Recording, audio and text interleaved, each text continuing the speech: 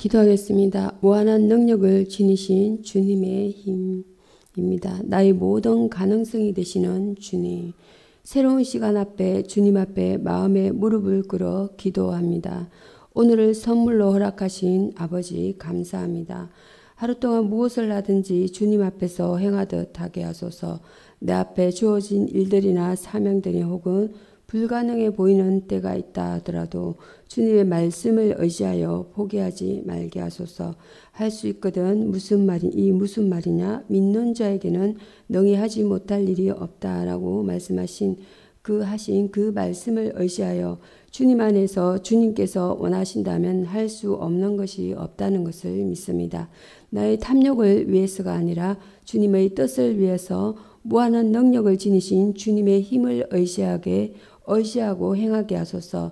주님과 동행하는 길 안에서 모든 가능성이 열려 있다는 믿음으로 담대하게 하소서. 오늘도 힘겹고 어려운 이들을 불쌍히 여기시고 그들의 간구에 귀 기울여 주소서.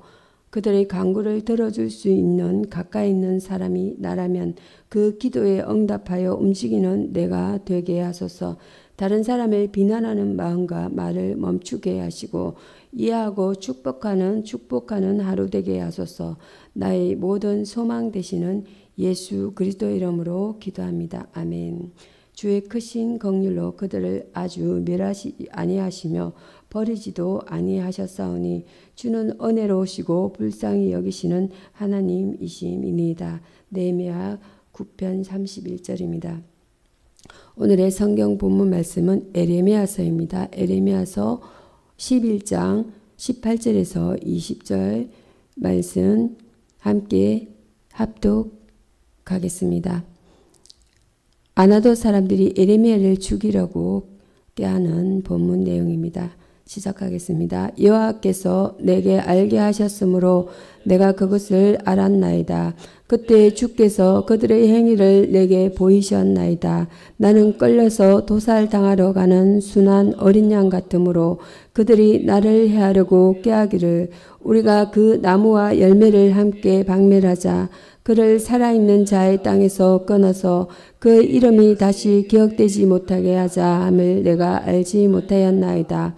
공의로 판단하시며 사람의 마음을 감찰하시는 만군의 여호와여, 나의 원통함을 주께 아뢰었사오니 그들에게 대한 주의 보복을 내가 보리이다 하였더니 아멘.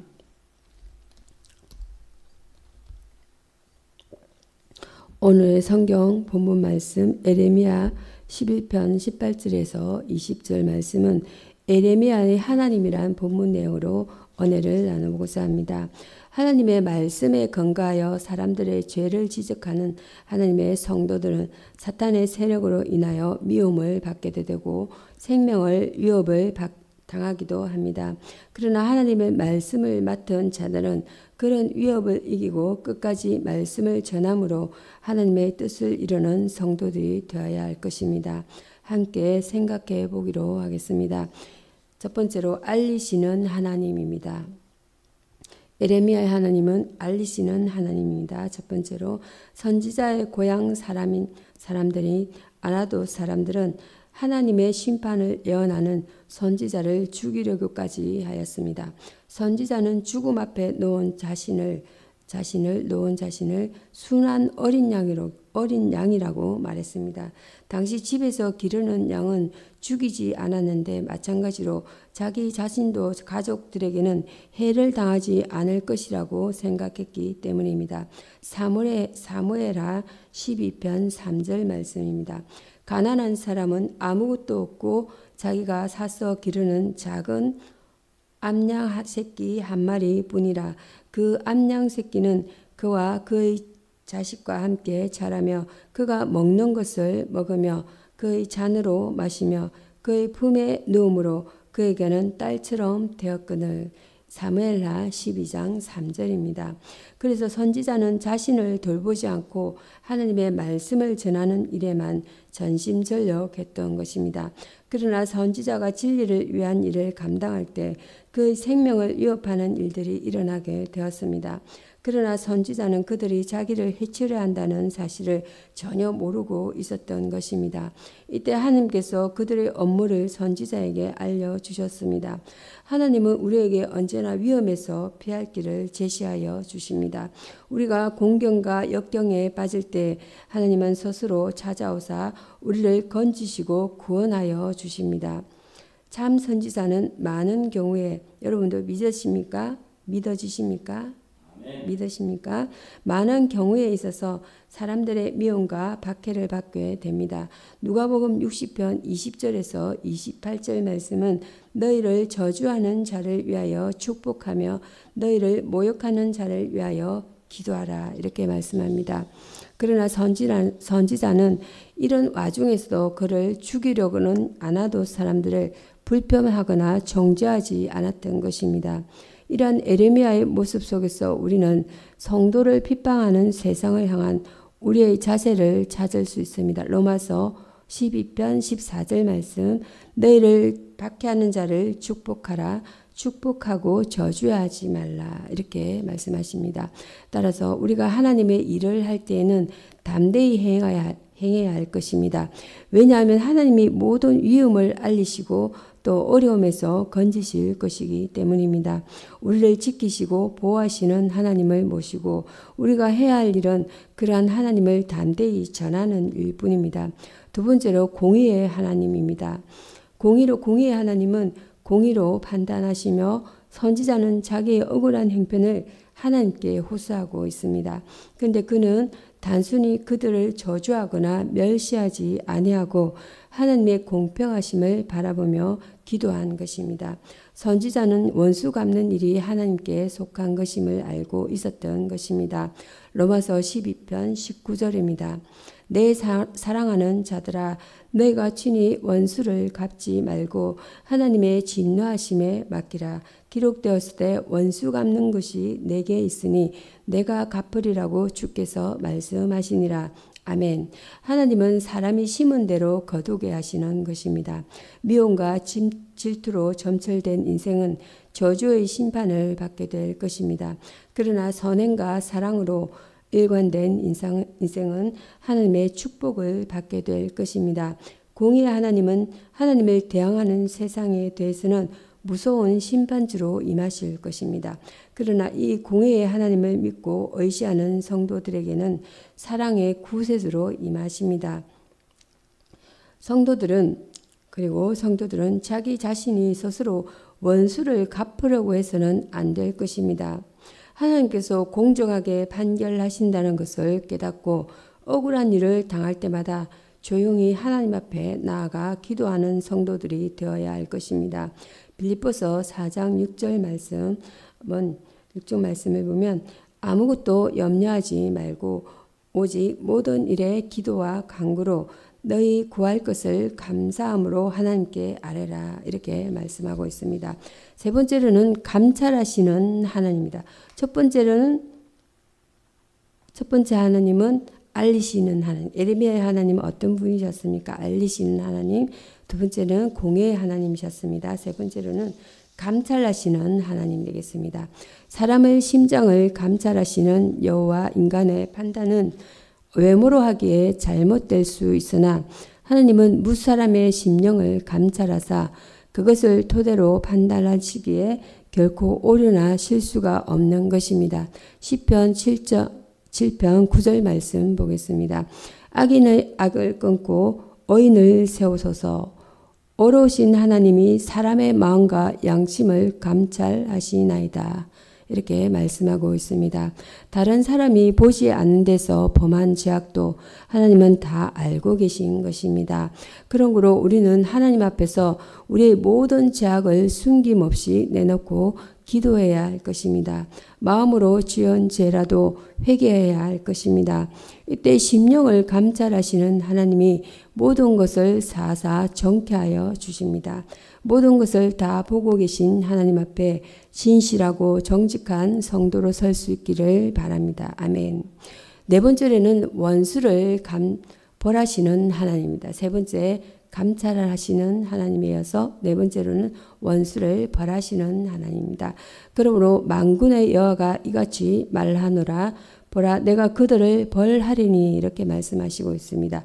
하나님은 아나도 사람들이 선지자를 죽이려고 업무했기 때문에 그 값으로 바벨론 침략 시에 그들 중에 많은 사람들이 죽임을 당하리라고 말씀하십니다. 심판으로 말미암아 청년들은 칼에 죽고 자녀들은 기근에 죽고 남은 자가 없을 것이라고 말씀하십니다. 아나도시 당할 비참한 심판은 바로 이 지구의 종말 시에 임할 제약된 인생들에 대한 경고임과 동시에 심판의 예표인 것입니다. 죄의 삭은 사망이라는 사실을 명심해야 합니다. 로마서 6편 23절이 되겠습니다. 죄의 삭은 사망이요 하나님의 언사는 그리스도 예수 우리 주 안에 있는 영생이니라 이렇게 말씀합니다. 오늘 하나님의 말씀을 핍박하고 방해하는 자들은 하나님의 공의로우신 심판을 면할 수 없을 것입니다. 로마서 2편 2절 말씀은 이런 일을 행하는 자에게 하나님의 심판이 진리대로 되는 줄 우리가 아노라 이렇게 말씀하십니다. 말씀하고 계십니다. 말씀하세요. 그러므로 복음을 전하는 데 있어서 두려움을 가지서는 안 될 것입니다. 우리를 핍박하는 자들을 하나님이 심판하실 것이기 때문입니다. 하나님의 그의 자녀를 향한 보호는 온전하고도 완벽한 보호입니다. 18절에서 19절 내용 보겠습니다. 여호와께서 내게 알게 하셨으므로 내가 그것을 알았나이다. 그때 주께서 그들의 행위를 내게 보이셨나이다. 나는 끌려서 잡히러 죽으러 가는 순한 어린 양과 같으므로 그들이 나를 해하려고 꾀하기를 우리가 그 나무 실과를 우리가 그 나무와 과실은 라크모라고 합니다. 과실, 그것의 양식, 그것의 열매입니다. 이 나무 과실, 그 나무와 과실을 함께 박멸하자 이렇게 말합니다. 그를 산자의 땅에서 끊어서 그 이름으로 다시 기억되지 못하게 하자 함을 내가 알지 못하였나이다 라고 말씀하고 있습니다. 악한 유다 사람들은 심지어 하나님의 말씀을 전한 선지자를 엄밀히 해하려고 하였습니다. 그 나무와 그 양식은 선지자 에레미야와 그의 설교 사역을 가리킨 것 같습니다. 20절의 내용은 공의로 판단하시며 사람의 심장을 감찰하시는 만군의 여호와여 나의 원통한 사정을 주께 아뢰었사오니 그들에게 대한 주의 보복을 내가 보리이다. 나로 보게 하소서 하였더니 이 말씀입니다. 예레미야는 뒤늦게 그들의 업무를 알고 하나님께 보복을 호소합니다. 본장의 교훈을 정리해 보겠습니다. 에레미야서 11장의 내용이 되겠습니다. 첫 번째로는 이스라엘 백성은 하나님의 많은 은혜를 입었지만 그를 거역했고 그와 맺은 언약을 파기했고 영적 행음자 즉 우상 숭배자가 되었다는 것이에요. 그들의 신들은 성읍들의 수요같이 많았습니다. 또 그들은 하나님께서 보내신 선지자를 또한 배척하였습니다. 그것은 하나님을 배척한 것이나 다름없다는 것이에요. 우리는 사람의 심히 죄악됨을 깨달아야 한다는 것입니다. 둘째로 하나님께서는 유다 백성의 배교와 우상 숭배에 대한 재앙을 선언하셨습니다. 죄는 재앙을 가져온다는 것입니다. 유다 백성은 칼과 기근으로 죽임을 당할 것이다. 이렇게 말씀합니다. 하나님께서는 그들에게 긍휼을 거두시고 그들을 재앙 가운데 버려두실 것이라는 겁니다. 그들은 하나님의 재앙을 피할 수도 없을 것이라는 겁니다. 또 사람이 그들을 위해 기도할지라도 그 기도는 소용이 없을 것이라는 겁니다. 셋째로 이스라엘 백성을 향하신 하나님의 뜻은 그의 음성을 듣고 그의 계명을 순종하는 것입니다. 계명 순종은 율법의 핵심적 요구이다라는 것이에요. 우리는 행위로가 아니라 예수 그리스도를 믿음으로 구원을 받았다라는 것입니다. 그러나 선한 행위는 구원의 조건은 아니나 구원의 증거가 된다고 말씀하고 있습니다. 참된 믿음은 순종을 수반한다는 것이에요. 하나님의 뜻은 하나님의 계명을 순종하는 것입니다. 기도하시겠습니다.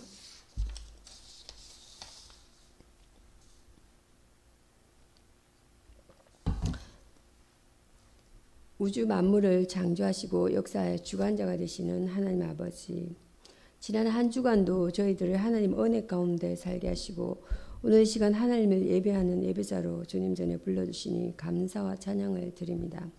하나님 아버지, 출애굽한 이스라엘 백성이 가나안에 입성하기 전 40년 동안 광야길을 걷게 하시며 낮추시고 줄이게 하시는 가운데 저들이나 그들의 조상들도 알지 못하는 만나로 이들을 먹이시면서 사람이 떡으로만 사는 것이 아니요 하나님 입에서 나오는 모든 말씀으로 사는 것임을 가르치신 것 같이 각 지체들 하나님 말씀으로 가르치시며 오늘에 이르게 하셨습니다. 때로는 저희들의 힘과 능력으로서는 어떻게 할 수 없는 암담한 현실 앞에 부딪혀서 앞이 보이지 않은 상황에 놓이기도 했지만 그때마다 하나님 아버지께서는 암탉이 병아리를 품듯이 크신 사랑으로 저희를 품어주셨고 도술이 날개쳐 올라가듯이 저에게 날 수 있는 꿈과 소망을 주셨습니다. 이 시간 저희가 지나온 날을 돌아보며 감사와 찬양을 드릴 수 있음도 매 순간 저희가 동행해 주셨던 하나님의 크신 은혜와 하나님께서 교회로 불러 모아주신 지체들의 순종과 헌신이 있었기 때문입니다. 지나온 시간 동안 주님의 몸된 교회를 신실하게 섬겼던 지체들이 어느 곳에 있든지 하는 아버지의 무한하신 사랑을 베풀어 주시길 간구합니다. 하나님 아버지, 이 시간에는 주께서 세우신 그동안 교회에 충성되이 섬겨온 이들 모두에게 하나님께서 더불어 그 더 큰 지혜를 더하여 주셔서 이들 하여금 궁창의 빛과 같이 빛나게 하시고 많은 사람을 옳은 대로 돌아가게 하는 귀한 역할을 감당케 하시길 기도합니다. 하나님 아버지, 저희들이 각자의 상황과 형편에 따른 모습은 다르지만 저희들 각자의 교회의 공동체 속에 공동체에 속하게 하신 하나님의 뜻을 날마다 새기며 살게 하셔서 주님의 몸된 교회로서의 역할을 잘 감당해 나감으로써 교회 안팎에서 저희들의 신자된 삶의 모습을 통해서 오늘도 하나님께서 찾으시는 한 영혼에게 복음의 기쁜 소식을 전하는 축복의 통로로서 역할을 잘 감당하며 살 수 있도록 도와주시길 간구합니다. 오늘도 육체의 질병이나 직장과 사업의 문제로 인한 경제적인 어려움으로 힘들어하는 지체들을 간구하는 기도에 응답하여 주시고 아버지, 각 처에 나가 있는 지체들과 하나님의 인도하심 따라 새로운 곳에서의 삶을 터전을 위해 떠나는 지체들에게 하나님께서 항상 함께하여 주셔서 저들의 가는 발걸음마다 복되게 하여 주시고 세계의 도처에서 주의 복음을 위하여 헌신하게 계시는 선교사님과 가족의 필요를 채워주시고 매일의 일상 가운데 동행하여 주시길 기도합니다. 이 시간 말씀을 전하는 목사님의 주의 권능으로 붙들어 주셔서 하나님의 말씀을 능력 있게 전하게 하셔서 말씀을 듣는 저희로 하여금 세상을 이길 힘과 지혜를 얻게 하시고 예배를 돕는 손길들을 축복해 주시며 각 성가대와 찬양과 저희 모두가 주께 올려드리는 경배와 찬양을 기쁘게 받아주시길 소원하며 예수 그리스도의 이름으로 기도하옵나이다. 아멘.